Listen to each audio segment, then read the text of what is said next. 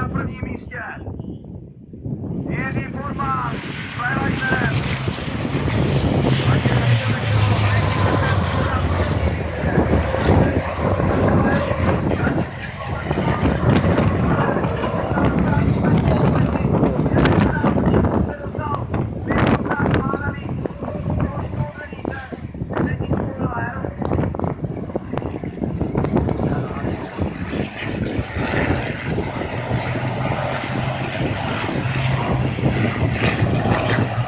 Dej mu!